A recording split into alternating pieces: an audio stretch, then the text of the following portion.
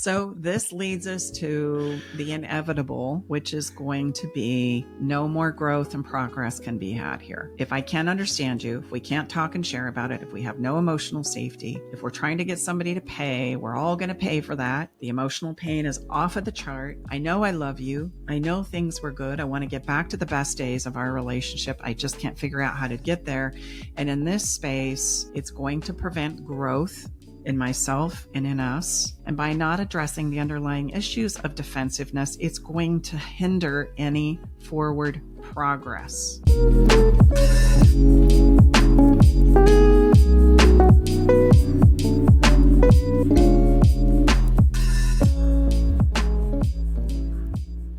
Hey, welcome to the Love Shack. It's a little old place where we get together, explore fresh perspectives, and eavesdrop on juicy conversations in an attempt to discover the things that really matter while having a little bit of fun along the way. This is episode number 138. We're going to be talking about defensiveness. It truly is the hidden barrier to relationship growth, and it is usually the culprit at the heart of it all for relationship breakdown. So welcome to the Love Shack, and I am Staci Bartley. I'm a relationship expert, and I'm here with my lover, Tom, and my wonderful daughter, Brooke. And today we're going to explore defensiveness and how it can act as that hidden barrier to growth, to relationship breakdown. It is the thing that's responsible for how we go from being lovers, committed, all in it, can't imagine a thing going ever awry, to eventually feeling like years later we go, oh my gosh, I don't even know you. What happened to us? And sometimes I would say it could happen even shorter than years later. Oh, yeah. That's the thing about defensiveness that we're going to talk about is it happens quickly. It can happen very rapidly. It also can become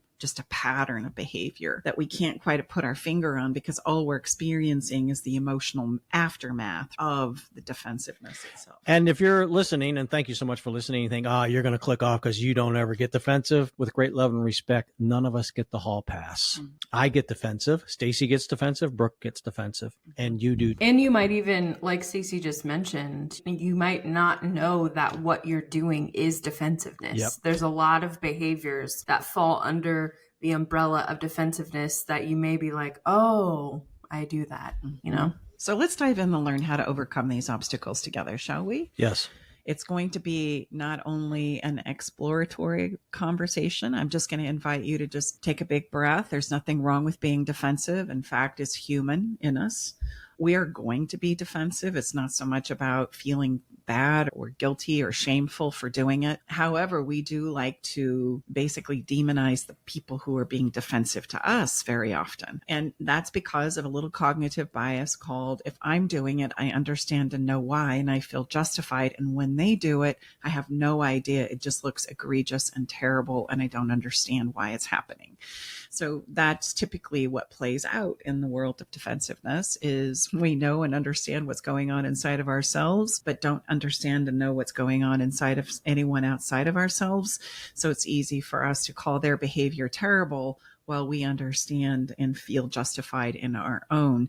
And that's one of the slippery slopes of defensiveness that we're going to explore. Like I've said, defensiveness is a natural human reaction when we feel attacked, criticized, dismissed, excluded. It's our attempt to protect ourselves from emotional pain, which is the irony in the end, because defensiveness does not, and I repeat, does not protect us from emotional pain. It actually creates more of it. And so this is why this conversation of defensiveness is so important. Defensiveness absolutely creates barriers to our communication, to our understanding, and the emotional safety that is absolutely necessary in order to have a healthy, thriving relationship. And this is why it's always at the heart of relationship breakdown, because if I can't feel emotionally safe, if I don't understand what's going on for myself and my partner, and we can't share and talk about it, then there's only one way it's going to go. That's relational breakdown, both with myself personally and with my partner. That's pretty clear, right? It becomes this rehearsed reaction, and it's not the best way to move through upset. But if we don't learn other ways of doing it, it absolutely is going to be our natural, intuitive go-to. I think, correct me if I'm wrong, and we've done other episodes about this, but it's so common and it's usually very well received when people can better understand, because we all do it. It's simply being a human. But I would say this would be a classic demonstration of you're behaving in the very way that you don't want to have happen in your relationship. So meaning you don't even realize what you're doing by being defensive. And I'm sure that's what you're pointing out to your husband, your wife, significant other, your special someone. Isn't that interesting? But yet you don't have the discernment and the objectivity to realize it. Yeah, or even know where to look. And what Tom is saying is basically when somebody says, you're being such a jerk. And in that moment, who's being the jerk? Yeah. Really? Exactly. I'm showing up, or stop talking to me like that. I've heard it 1,000 times. Okay, I get it. These are demonstrations of defensiveness, and you're shutting the conversation down, which is exactly what it is you're doing. And you're probably frustrated about that on the other side. And that's why you're shutting the conversation down. So there's a lot of this going back and forth between us. And again, that cognitive bias plays huge in the world of defensiveness. I get it why I'm doing it. I have no idea where you're doing it. And I'm going to make it up that it's not okay and it's terrible. I just don't understand. And we're not talking enough for me to get to that piece of understanding. And so defensiveness can become an exceptionally slippery slope. So let's dive into why it breaks relationships down, right?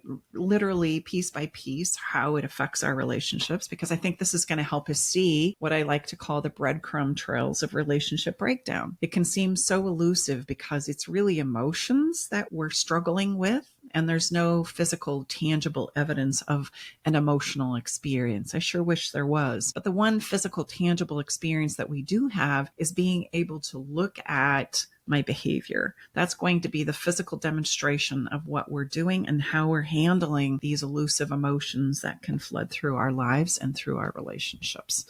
So the first thing that's going to happen if you're struggling in defensiveness is it's going to shut down the communication big time. And this is because when we're defensive, we're less likely to listen to our partner's perspective and more likely to focus on defending ourselves. So again, the cognitive bias is huge here.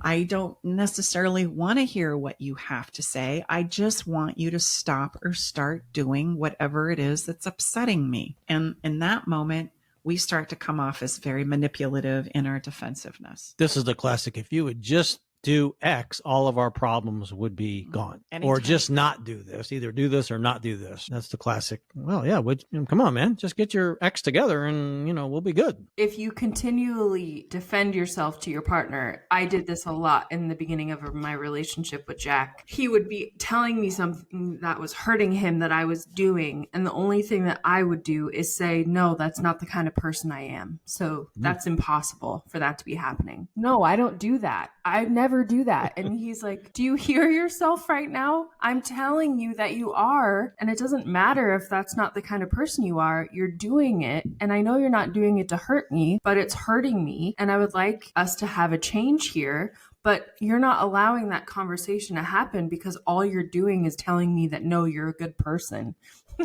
That's not the conversation we're having. Great example. Hey, Great and example. I just want to say this, just because you're defensive does not mean you're not a good person, right? It means you're a person that has emotions. And I like to say, welcome to the human party. We all do, and we're all going to find ourselves being defensive. So it's not a matter of not doing it. And highlighting that you're not that type of a person doesn't mean you're not ever defensive. At the core, my intention is to not do those things or to hurt you, but I'm human. And so I am going to show up and do things that hurt other people's feelings, that manipulate other people, that undermine and dismiss people, because you're a human being. And this is what makes it so difficult to make progress in the relationship space, is because we love to label people. We love to classify the behavior that's terrible and awful, and everybody's doing it. Not just the people who really have a huge pattern of relational defensiveness, but even those of us who claim we're good people and don't do that. The hell you don't. If you're a human being, you're going to do it. And I think that really limits our ability to do some of these things that help us get out of defensiveness, because we're so busy protecting what we think we need to protect as our identity. As I'm not that kind of a person. I will never be that kind of a person.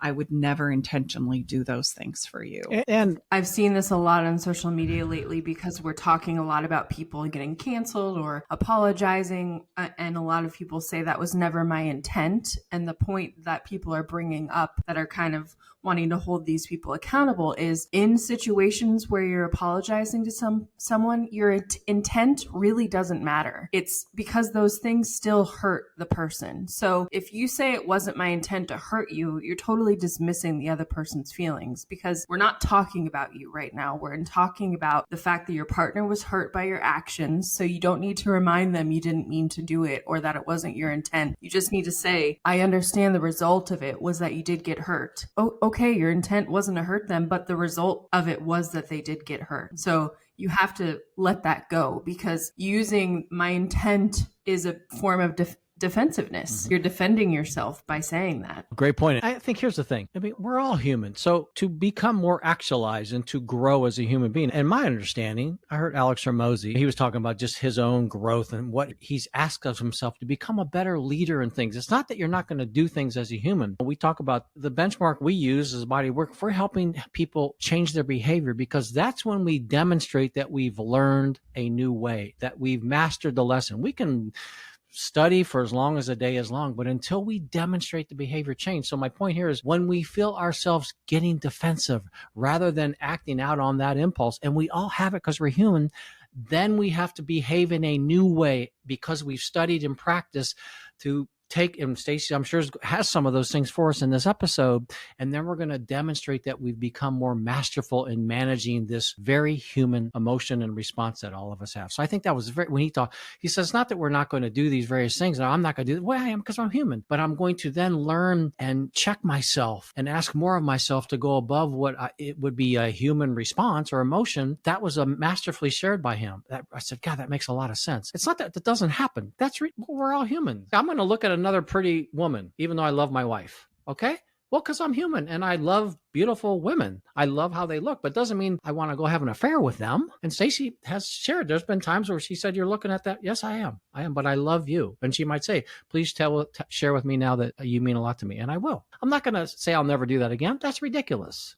At least this for me. Let's break this down into an experience I'm sure all of our listeners have had. Okay. While you're driving a car, have you ever cut somebody off? Absolutely. Unintentionally. Like you're looking at your phone. Yeah, you didn't know they were there. The coffee lid flies off, or you're just in your own world thinking about the bills you got to pay, the kids you got to pick up, the work you have to do, or maybe the fight that you just had with your partner and you inadvertently aren't paying attention and you cut somebody off. And isn't it ironic when we have somebody, right, come up along the side of us and flip us off as though they never do it, when we know if we're all on the road, it's only a matter of time because of our humanness, we're going to cut somebody off. And could we give somebody some grace for that and remember that I do it? And behavior is like this. Like we are absolutely going to get defensive. And if we could find some place inside of us to give ourselves a pause and some grace, not only for ourselves, but for our partners, it wouldn't have its way with us so often, because this is what shuts down our open communication. And remember, we're talking about one. The problem is communication is going to flatline. I want you to know also defensiveness is going to eliminate the ethos of emotional safety. Oh boy. So emotional safety is a critical element that must be present for open communication to take place. I want you to think of it as oxygen for a healthy relationship. And defensiveness will absolutely suck the oxygen completely out of the relationship to where you feel like you can no longer breathe. And that is an important thing to remember. Defensiveness, the minute you do it, is going to sacrifice the safety, and it happens in a nanosecond. It doesn't happen in days, weeks, months, or years. It happens in a nanosecond. That would remind listeners, maybe you've heard, and you can use the analogy of, how hard it is to blow up a balloon. So use the analogy of emotional safety in your relationship. You blow that balloon up, you're having a party for a special something. That thing is hard. You work a lot in the beginning, then you finally get it there. And if you can't get that dang thing tied correctly, it's always incredibly, it's kind of like I can't button a shirt. Sometimes I have to have Staci help me. Let's say you think you have it tied, but you don't do it. And then what happens? That air evaporates out of that balloon. How fast? That's exactly what happens to emotional safety. You've taken all that work to build it, and it can go, literally, you vaporize it out. Right? That's what we say. That's a good analogy. I think we all can get our arms around. Yeah. Which will precisely lead, when there's no emotional safety, gone. Okay. We said at the same time. We did. It's going to directly lead to escalating conflict. Like if it's not emotionally safe, then guess what? It's going to be our go-to now when we want to express ourselves. not vulnerability, not how I really think and feel. Amp it up, baby. Amp it up. Now we're going to get defensive and we're off to the races in regards to creating cycles of fighting. And they start out slow at first, but they start picking up speed. And as they pick up speed, I'm now allowing myself to say and do things that I thought I would never say to this person I say I love. Like, it takes on a veracity of its own. As we desperately desire to be heard and to be validated, it turns into a straight up competition for us to be understood and validated for what I think and feel. And I'm in a tremendous amount of pain now because it's not safe to tell you anything.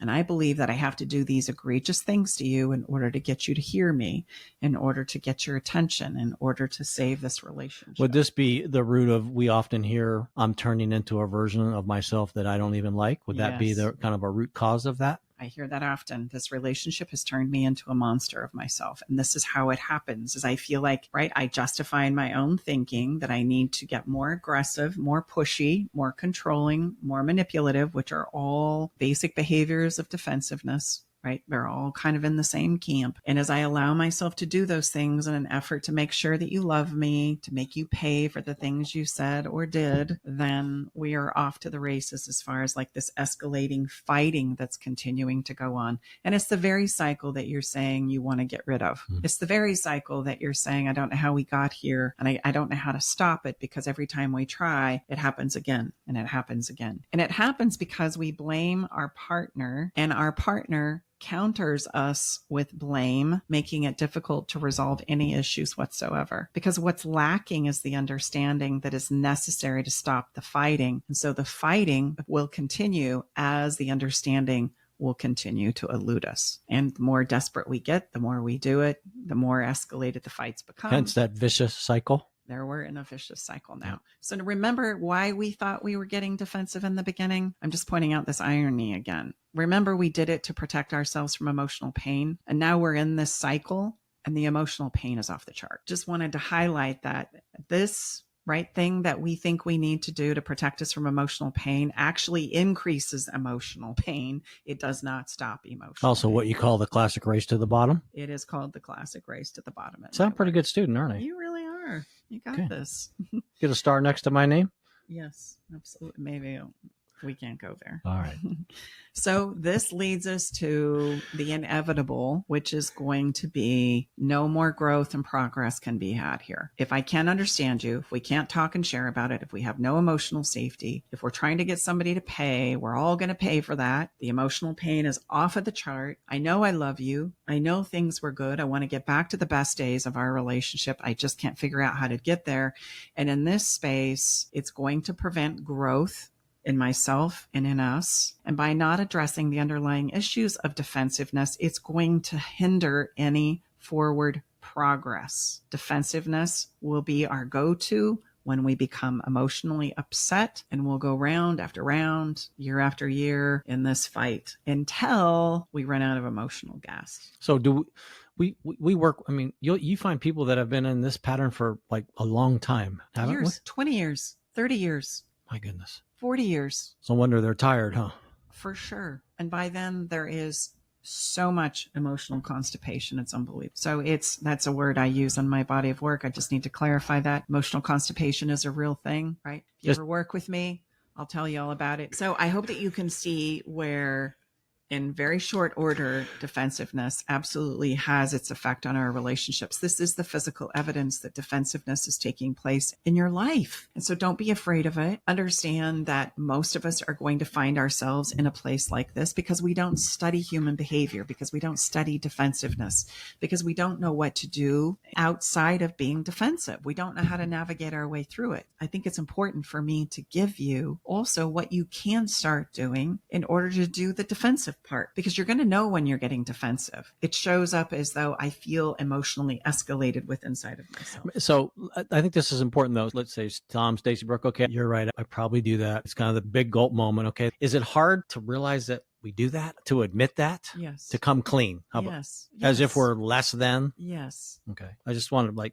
we all are there. It's okay. Mm-hmm. It's okay. Well, and just know that being self-reflective with inside of myself is some of the most courageous work that I ever do. Well. It's so much easier to look outside of myself and determine who should be doing what and to judge others for what they're doing and not doing. And then I judge myself based on the exterior. That's a much easier place for us to go. But when I have to go, okay, let me just check myself. Do I do this? God, I think I might. We can get defensive about that. Just like Brooke had described in our conversation as we started this piece. Jack I'm not was that kind of a person. Yeah. I don't want to show up like that. This cannot be happening because I swear I judge myself harshly for people who do this and I'm not doing it. It's like I can't admit or own the fact that I am hurting your feelings and I am being a jerk. And I have said some really messed up things in my own defensiveness. And what's interesting about that is I will not get out of this emotional hell I'm living in until I can accept the fact that I did it. And then it's almost like I get handed the emotional key to let myself out, to find this place inside of me that I can do this. It doesn't mean I'm terrible, I'm bad, I'm horrible. I would think that'd be a very liberating place. It is a very not liberating not place. Without courage and growth, but liberating. Yes? It is a very liberating place, but to get ourselves to go there sometimes is the wrestle of a lifetime. Well said. The one thing that really shook me up the most when we were in that cycle in our relationship, it was probably like 5 or 6 years ago. He said, you know, I love you and I love our relationship, but this is the thing that's going to end it. And I said, what? And he said, your defensiveness. Oh, wow. If you don't validate me for understanding where I'm coming from without making it about you, we're not going to make it. Well, and I was like, pretty clear, isn't it? Pretty clear. But even still, hearing that, it still took me time to be able to admit that I was wrong, because that was just a big lesson I needed to learn, that I wasn't perfect, obviously, and I wasn't this amazing, like, Mother Teresa partner that I was projecting myself to be. Of course, I was not like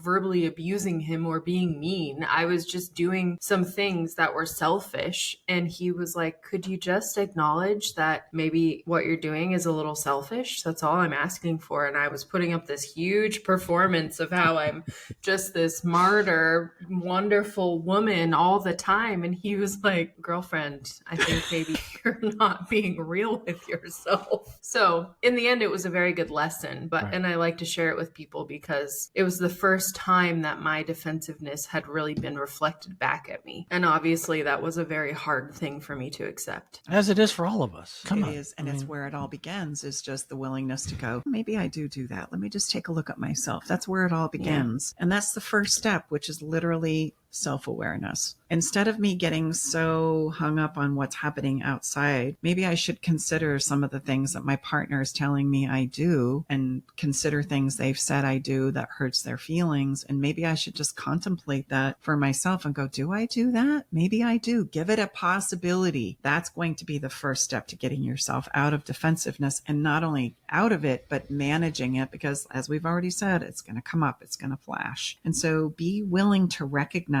when you're feeling defensive, and then simply take a step back and pause to understand why. What is it that's going on for you? Can you articulate it? Can you put it into thoughts? Can you put your thoughts, feelings, and emotions into a language that you can then share? Because if you can't do that piece of translation, we're kind of dead in the water. And then if you can't allow your partner to share those things with you, then you're also dead in the water. Just as Jack had said to Brooke, you know what? This is going to be the thing that ends our relationship. And it will, because in a nanosecond, if you invalidate me again and again and again, there's nowhere for this to go but to break down. So that's really important for us to be able to check ourselves. I just want to bring attention to what you just said for anyone that might have missed it, because it was subtle. When Mom 2 said, if you don't allow your partner to share their feelings with you, meaning without you getting defensive, that's what she means by that. So it's your partner having the safety and permission to say, hey, this thing you do, it hurts my feelings, or this, whatever, this behavior that you're doing is breaking down our relationship. And for you to listen to that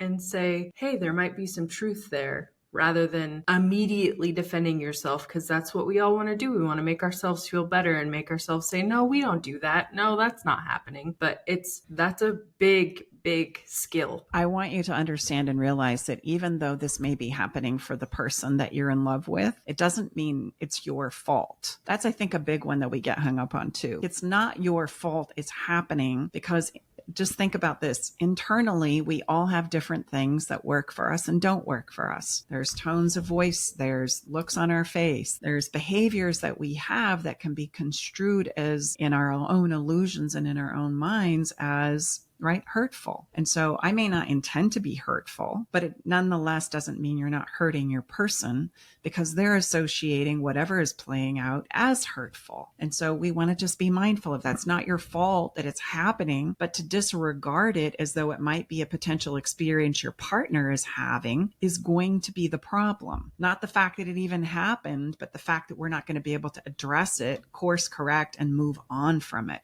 We're going to get stuck. Yeah. I hope that makes sense. That makes total sense, but make sure there's a lot there. And listener, please, you need to really draw attention. Well, you really need to wrap your around, because I think here's the thing. None of us are having the same experience with the same triggers. Guess that's what we call our movie. That's if you really can get that, it doesn't matter that you're not having that same experience. But if you truly want to stay connected and engage and have intimacy into the all of you, into you see of your partner, then you've got to get your arms around that he or she is having an emotional upset, and you need to be able to hear that and acknowledge that and understand that. Not that it, and not disregard it because it ain't happening for you. Do not do that, because that is guaranteed to cause. That's one of the guarantees. Drive a wedge. Yes, drive a wedge, make you canyons apart, make your partner resent you because you won't validate their experience. And it doesn't matter if you're not having the same experience. You may not even think there's anything wrong with the thing that you did. But the fact that it's causing your partner pain is what you need to acknowledge. You might even think it's freaking ridiculous. Let's just be honest. Yeah. But that's not the issue. And that might not be the best thing to say, to be fair. You're not, you don't need to discuss whether or not you think it's ridiculous. That's not the conversation you're having. No, I was having a little fun there. But that's where you get hung up. Yeah, like that's the stupidest thing I've ever heard a human being say.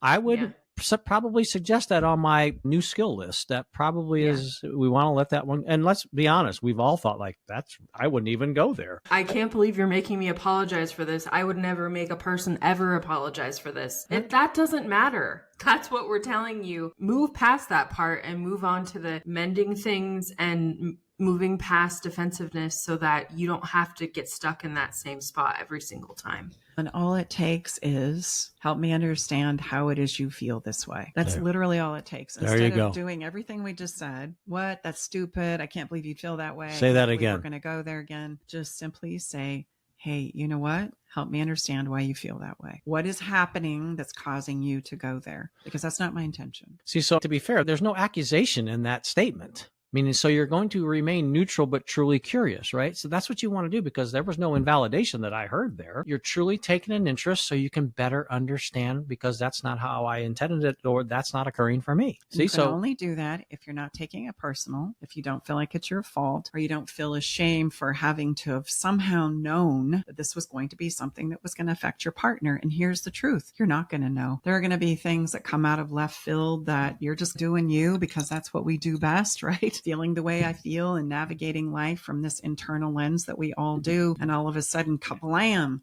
your partner's having a meltdown, your partner's struggling, your partner's seeing it differently. And it's in those moments when they come out of left field that we need to be able to go, okay, wait, hold on, not get defensive and blame you for what you're saying, but to go, okay, I got to understand something here that doesn't make any sense to me. It's your emotional experience. It's not my fault that it's happening. It's something that's happening to them, but it's my job as your partner to support you with it and understand it to the very best of my ability. That needs to be your goal. So self-awareness is really important. If I can check myself. Now, this is going to require you to do what I call an emotional push-up. So before we move on to the second one, I want to talk about emotional weightlifting for a moment. It is the crux of being able to manage defensiveness, and it's a huge part of the work that we do in the Better Love Club and with my private clients, because until we can do emotional weightlifting, our communication is going to suffer mightily. You don't need communication tips. What you need is the the ability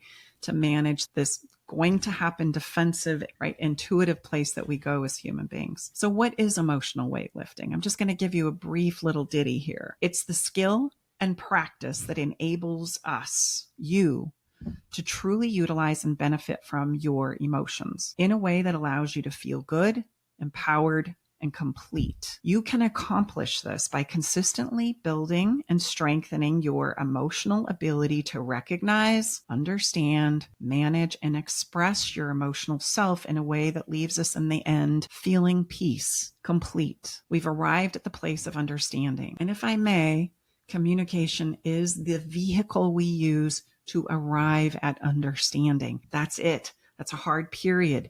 We should not be using communication as a weapon, which is what it becomes when we're in defensiveness, when we're in manipulation, when we're in competition, when we're in power and control. Communication and our words are being used as weapons and not for the understanding of what's going on with me and what's going on with you. So emotional push-ups is the actual practice to take these different approaches, different behaviors that we're going to learn and then practice, study, learn, and practice so we don't automatically get defensive. We're going to be doing this instead of that. Did I understand that correctly? Correct. And how many push-ups, emotional push-ups one might need to do to become better at this? Depends on the circumstances. Some days one will do it. Some days I might need to be able to pump off 10 or 20.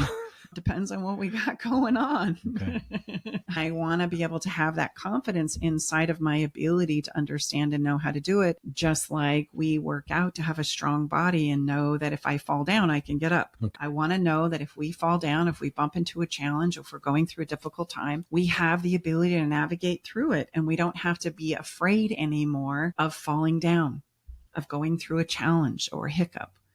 It's the same. So we want to build for these things. Yes. And there's learning and practice that need to be done in order to accomplish that. But awareness is the first step, and awareness of what's going on for you is what you need to bring to the table, both so that you can set it down long enough to listen to your person, and also so that you can let yourself out of emotional jail or defensiveness by understanding that, oh, wow, maybe I can look and see if I'm doing that too. It's okay. It doesn't mean anything about who I am. It just means it's something I do as a human being, and it's okay to look at that. So that takes us to the second one, which is active listening. Listening is hard. Listening is out of the positions that we can be in when it comes to communication, sharing, and listening. Listening is the most challenging place, and I'd better know how to do an emotional push-up or it's not going to go well, because what happens when I'm listening to you is that you're going to inevitably say something or bring something up that's going to fire me off emotionally. And now I'm not listening anymore. I'm thinking about my comeback. I'm thinking about how egregious this is. I can't even listen to this. I can't believe you're even going there. I can't believe you would say that. And the minute I start going there in my thinking, I'm not listening anymore. So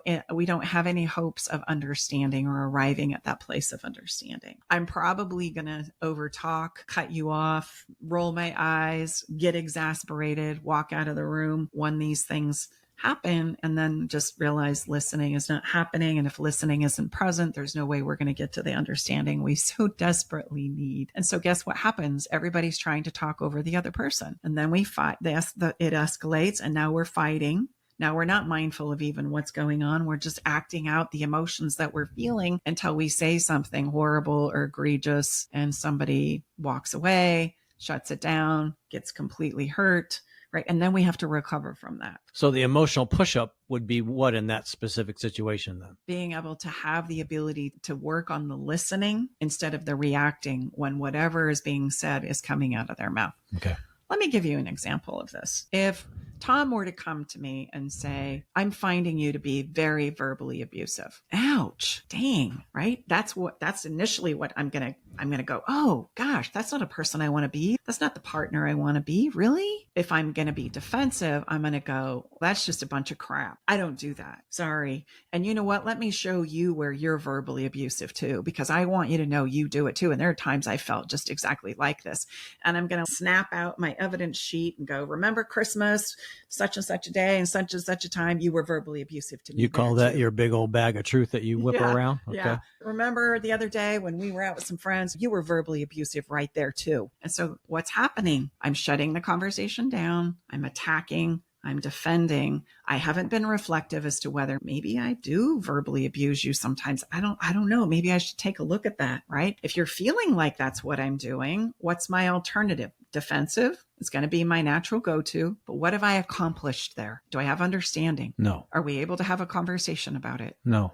Did I shut the conversation down? Yes. That is exactly what I don't want to encourage you to do. We're dead in the water until it comes up again and you have the same feeling where you're feeling like I'm verbally abusive and then I'm going to get defensive again and we're going to have that same conversation over and over again. The things that continue to come up again and again in your relationship are things that you do not have understanding around, and they're going to come up again and again and again and again until they don't come up anymore. And about that time, you're done. The relationship is over. It's history, right? We stop talking about or attempting to talk about these things, even in non-functional ways. That's about the time we throw our arms in the air and give up. Okay. I'm fighting to get you to understand this. And the classic version that we've all heard with people in our circle of influence that don't choose to stay together anymore, we usually hear some version of, I just can't do this anymore. The fighting for my relationship to be heard, to be understood, to move, to progress, to grow through this. Done. I'm done. I can't do it anymore. Okay. So what could I do instead? Yes.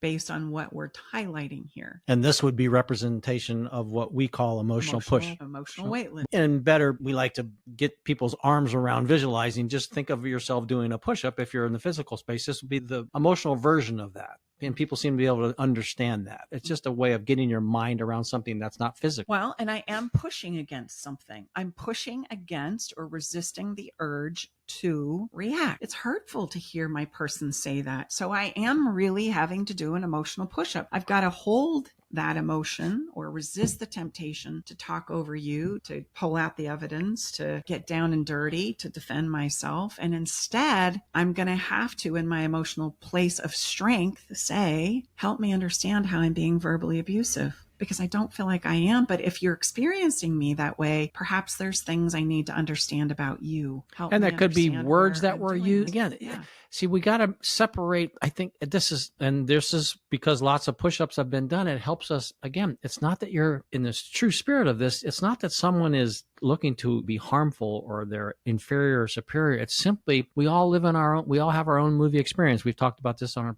like you're at one movie and someone else, and we all think that all 7.5 billion of us are at the same movie. We're not. We're all having our own individual experience of all that's being fired off externally. And to be fair, we've never lived in a place in a time in history that we have so much coming at us. There's so much places of emotional trigger that we're all navigating as human beings. So we need to remember that. Oh my gosh, I never looked at it. I didn't realize that. Yeah, we all have the same set of externals can bring up way different responses for all of us as humans. Well, let's continue to play this out. Okay. Hey, you know what? That really hurts my feelings. It's not my intention to be verbally abusive. Help me understand how it is I'm verbally abusive to you. How do I come across this way? I want to understand that because that's the last thing I want to be for you. And you start to say, what's this string of words that you use every time that shuts me down? It puts a pit in my stomach and I can't stand it. I absolutely can't stand it. These words that I'm saying right here, that's where you go, right? Yeah, that's it. Okay. What are some words that I could use to explain what's happening on my side? Could I use these words? Could I use these words? Could I use these words? That would work. Those words would work, Tom would say. And I'd say, okay, that's how we're going to go forward with that. I'm sorry you felt verbally abused. We've got to a place of understanding about how what I was doing was causing him to go there. And if we can work through that, then we can come up with a solution that's going to help us move forward in a different direction. And we've uncovered it. And I now know to avoid those words and use these other words. And if my person is feeling verbally abused, how are they going to show up in my relationship and how are they going to treat me? Not good. So even though you don't feel like you're being a verbally abusive, if they're seeing you in that light, we want to address it because it's going to affect the co-creation called your relationship. We can't just dismiss it and go, that's ridiculous. You're going to see I'm not verbally abusive. I love the pants off you. You know, all these things I do for you that tell you I love you every single day. How could you go there? That could be another place where we could snap out that evidence that I highlighted. right? That's ridiculous. I'm not verbally abusive. Look at all these things I do for you. Look at how much I love you. How can you see me in that light? We don't even have to go down that path if you understand the power of just saying, whoa, you're saying you feel verbally abused by me? I need to understand that one. How is that coming across? How is that happening? Let's work with it. When what you've so wonderfully just really played out right here with us live is the foundation of what you often remind us and our listeners is we show up as good as we feel in our relationship. So if I'm feeling like Staci is verbally abusing me, I'm not feeling so dang good. So guess what? That's going to definitely not have our relationship experience the best that it can experience. I'm going to lose anyway. Yeah. So I'm going to be in emotional pain anyway. I don't really have much to defend emotionally if I want a great relationship. So I'd better get to the bottom of this because I'm going to lose either way if you're really seeing me as verbally abusive. I mean, yeah, right? yeah. So I mean, it's really not that confusing when you think it's like, I want to get back to the good stuff.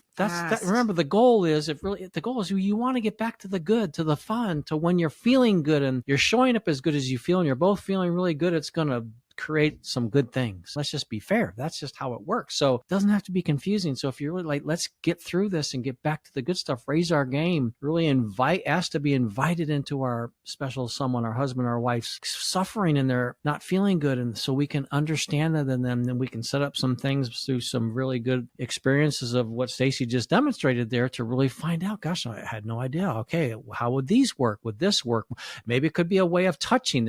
You can apply this to all places. It could be words. It can be that face we make, the frown, the stare, the touch, that the way you touch me drives me freaking crazy. Okay, good Lord. I had no idea. That perfume you gave me, I freaking hate it. Don't ever give, God, I will just, literally, you can apply this to all the places. You really can. Just the way that Staci broke it down. This comes because she's a really skilled mediator. So you objectively just work it out, but you got to not get defensive if you're going to have the opportunity to truly work it out like she just demonstrated. Now, for those of you who might be going, oh man, there's so many of those moments in my relationship. Yep. I'm hosed. Yeah. I don't have a frickin' prayer. Yes, you do. Yes, you do. Yep, you sure do. Because here's the thing. Emotions thread together inside of us like telephone poles, right? If we push on one, it's going to affect many others. So we start working with one circumstance or situation that's present day, maybe the most difficult right now, and it's going to solve and relate to many others that have also transpired in your relationship. Well, that's good news. Right? It is good news. So you don't have to account for every single egregious place where maybe you were defensive in order to work your way out of this. I just want to say that. We might have had some people just swerve off the road there like, oh, good Lord. Yeah, no, it doesn't work like that. One thing kind of threads to another emotionally. And so we start working with one. It makes sense in many places. Good. I was going to give a number, but that's incorrect of me. Okay. Just many other places or experiences that we've had. It's going to start making sense in a lot of other places. It's like that metaphoric puzzle piece that snaps into place and we go, oh my gosh, so that's why this was a problem. Oh, wow. Like it's just like a domino effect. Boom, boom, boom, boom, boom, boom, boom. It's the connecting of the dots. It's the connecting of the dots. Which is really fun to see people realize that, right? You have people like, I've never had it explained to me this way. How many times do we hear that? I've never had it explained to me this way. So the last piece I'm going to just share with you is a piece that we've kind of already touched on, but it's important. Taking responsibility for and acknowledging that, yeah, there's probably a part I play in here. And I just want you to know that that is got to be true because relationships are co-creations, meaning there's some of what I do and there's some of what you do. And that's what creates the experience we're currently having. And everybody has a role to play there. It's kind of like making a batch of cookies, right? And not wanting to acknowledge the fact that there was pepper inadvertently placed in the cookies. Or there's this place where we don't want to accept that this was something I added to the mix. I'm wanting to defend it instead. And it's a very freeing feeling when we can start saying, oh, I see it now. You do this and I react like that. And it takes us here. Wow, I never knew. That's such a wonderful, marvelous, rewarding experience, right, for everyone, and absolutely is available to you as well. But you have to be willing to acknowledge your role in any given situation and be open to constructive feedback to get there. Now, I know that's easier said than done. However, even beginning with, I'm a hot mess, this is really hard for me, I need to take a pause here, I'm not ready to hear this, is the beginning of acknowledging your role in it. I'm simply acknowledging that I'm having an experience here too. It's not inferior or superior to yours. And we've got to find a way to include both of us in order for this to co-create in a different space. Otherwise, we're going to be doing the defensive mode of, right, the race to the bottom, which we don't want you to be able to do anymore.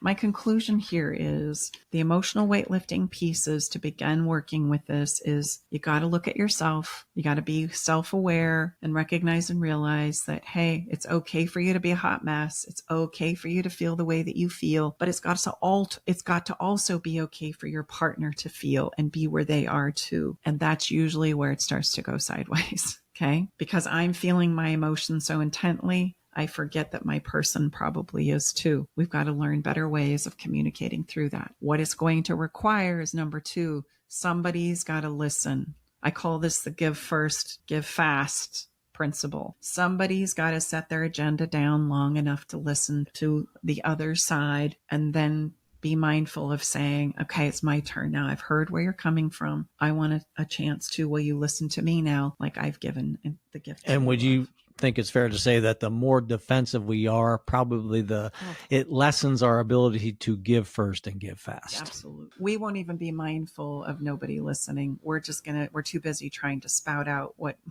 my reaction is. We have such a right to be as messed up and hot mess as we are. And the more I feel it, the harder it becomes. And so right out of the gate, when you're working with this, you need to practice a pause, just stepping away, just giving yourself some chance to understand yourself and what's going on. And then we come back to the table and we start there. And truly bringing in more oxygen into your body and system will help slow your brain down, and it really will help. So, I mean, push in the brake pedal, if you will, by slowing things down, taking a pause and breathing, step outside, maybe take a walk around the house. There are some very simple things you can do to slow. You have to slow everything down, and it can feel like an eternity. It really can when you're going through it. And as slow as you think you are when you're emotionally you're not going slow enough. You're still probably racing pretty fast. That's an emotional push-up, right? There. Slowing it down, getting clear. That's a great practice to do that. And then the taking responsibility part. This is different from self-awareness. Self-awareness is understanding myself, not taking it out on somebody, but being able to allow myself to feel the way I feel. And taking responsibility is recognizing that when I do see or understand something that I might have done that is inadvertently not working for you, that I'm able to own the fact that, okay, I see where you're coming from. I acknowledge that I've done that, or I can acknowledge at least that I see how you might see it, right? And what do we want to do about this now? And then we can co-create a strategy to problem solve, us getting better at this together. We're going to work on it together. One of the things that we use in our work is called a lease option contract for love. And this lease option contract helps us have this conversation because we're driving for what we have uncovered that really works for you, or what you really have as an emotional need in our relationship. And we can talk about, how am I doing with meeting it? Are there places I could do better? Are there things that I need to switch up and do differently? And we get to have that conversation going both ways. And it really helps us work through a lot of the defensiveness that we're going to naturally step into otherwise if we don't have the intent and have a focus and a goal of what it is we're driving for to do these emotional push-ups from a place of practice. And so that's a really critical framework that we have in our work to help us start practicing these things we call emotional weightlifting. So bottom line, as we wrap this up, defensiveness can be a significant barrier to relationship health and growth. Like, it's got to come from a place of practicing self-awareness, active listening, taking responsibility for ourselves and what we do, and that we do accept and honor that we have a role in this. These are the beginning steps to working with defensiveness, or doing that emotional weightlifting, we call it. And this is absolutely doable and absolutely possible. And again, I just want to remind you, you don't have to go through every single moment you were defensive or your partner was defensive. It's more about getting to the heart of what matters most, which is the emotional understanding of what it is that's working and not working. It's really not even about what's happened, right? The physical action of what's happened, whether that's you're dressing the kids incorrectly, you're not cleaning the toilet correctly, you're not saying things that I need you to say, you're not hearing me, you're not validating me. These are behaviors, right? What we know are not working, but what's the emotional driver under it? Those are the things that we want to start understanding and having conversations about, because that's what's running the show. I hope that makes sense. And to help you get started and to take a next step, if this conversation is making sense to you, I want to invite you right now to begin your emotional weightlifting journey with me by getting a copy of my worksheet outlining the defensive behaviors that break down our relationships, and also the behavior that helps you break through defensiveness. It's one of the many worksheets that I share in my Better Love Club community, and you can get yourself a copy today by clicking the link that's in the show notes below this recording or video, wherever you might be consuming this content. I invite you to do so. It's going to help set you on the right path to get you out of this very elusive, seemingly unnoticed place where we break down in our relationships. But I would say all encompassing. So get your copy. It's going to really help you get started.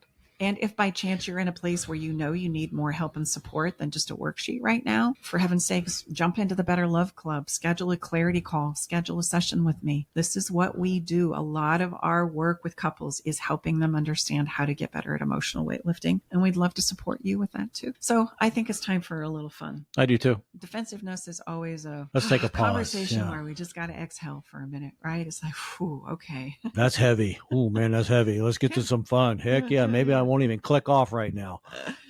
Yeah, don't do that, because in spite of us maybe wrestling with defensiveness, or maybe there was some moments through our conversation today, you're like, oh, dang it, I'm defensive right now. Yeah, maybe you even felt defensive while we were talking about it, right? That could be happening. This is big stuff for us to kind of confront and look at. And I just want you to know it's absolutely doable. It's what we need to do to get better at this thing we call love, right? It is what is required of us. It's an efforted journey, but it's a worthy journey that pays huge benefits for doing so. It's worth it. That's all I'm going to say there.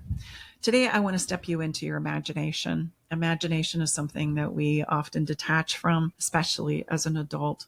So I've got 3 suggestions for you today to step into your imagination. The first one is, it's really simple. All you got to do is pull out a piece of paper and a pen. It doesn't even have to be a colored marker like I'm holding up if you're listening to this in the podcast. But I love colored markers, and you can just sit down with a piece of paper and just start moving the pen. Just however it is you want to move it, draw it around, just kind of take your brain offline and just doodle. Just doodle. Doodle. When's the last time you've doodled? Move it around. A while. Do something. And then it's always interesting to see where it starts to take you. And then it's always fun with doodles to step into your imagination by seeing what you can see in there. Or what do you derive as, message back to you, perhaps? What does it look like? What does it seem like? What does it feel like? And that's an easy place to step into your imagination once you've doodled with no thought of drawing anything specific, but what's on the page, right? What do you see? Another great way to do or step into your imagination is stargazing. As you're looking at the sky in the dark on your blanket, look up and see the stars in the sky and notice what you see. Can you start crafting pictures of, animals or people or faces or the myriad of objects that you could potentially see in the sky? They start to make like little images, little objects. And you can also see many of the images that other people have found on the stars by pulling up a stargazing app, so that it can just start to stimulate your imagination. Well, it's called constellations. See, surprised you there, didn't I? Yeah, I know. Yeah, kind of a part-time astronomer. Not. Every once in a while, I share things. They say, where did you learn? Because I know a lot of things. No. We can talk cars and all kinds of stuff. Yeah. You're amazing. Yeah, well, exactly. Number 3, Number 3, sensations on your body, walking through the grass barefoot, putting your feet in mud, maybe taking a shower and letting the water run by your body. When you're at the ocean, what do you have to do every time you go? Oh, got to put your feet in the sand for sure. Yeah. Staci, I got to take my shoes off and I got to feel the sand in the water. Doesn't we always have to do that? And I say, you know what? You're right. Even though I sometimes, really, I got to take my shoes off. Yes, we are here. Let's experience it viscerally. What you'll notice is You know how great ideas come to you while you're in the shower? That's why. Is because you allow your brain to drift off and start thinking about your dream vacation or something that you would really like to do or plan, or those places that you want to create with people that you love, or maybe that email you forgot to send. It's just because you're letting your imagination kind of go offline for a moment, and all kinds of wonderful things will set in. So any kind of physical sensation can open up your imagination. Looking at the stars or the clouds are great ways to just drift off and allow your imagination to take you places, as well as doodling on that page. That's also a really great thing. The benefits of doing this is it's going to help you calm down. If by chance you're struggling with anxiety, if you're struggling with depression, if you're struggling with boredom, if you just need to take a break from the mental load that is on all of us now these days, these 3 activities will really help you manage that. So I hope you'll take advantage of them and have a little bit of fun with them. Our song today, which we do each and every episode, is a song that I found where the lyrics just really spoke to me because of our defensive conversation today. It's a song by Nicolina, and the name of the song is Way Out. And what she says in the song is, why do I say I'm fine when I'm breathing and I'm getting no air? Oh, that's good. I'm moving, but I'm going nowhere. But every time I get here, I break through to break down, to find my way out. And when we're working with defensiveness, it's like that, right? We hit a roadblock. We're sucking air for a minute. I don't really know what to do. I feel like I'm working my guts out, but I'm getting nowhere. I'm getting nothing. I don't feel like we're making any progress. And I need to break down in order to break through, meaning I need to get vulnerable. I need to start talking about what matters most in order to get the breakthrough that I know is possible for us. So it's a beautiful song. She's a beautiful singer, has a beautiful voice. So I invite you to check it out on my website, or you can go to Spotify and you can search up Love Shack Live playlist, and you can find that song along with all of our others. So I think that's a wrap, guys.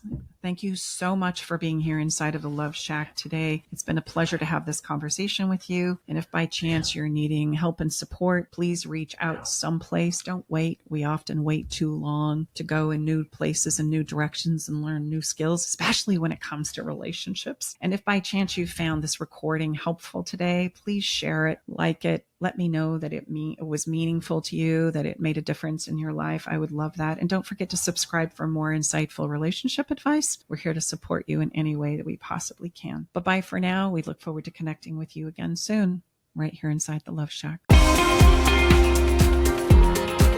All right, it's time to leave the Love Shack. But before we part ways, we want you to know our door is always open, and we'll leave the porch light on, ready to welcome you back whenever you need a dose of relationship wisdom. For more resources and tools, visit us at loveshacklive.com.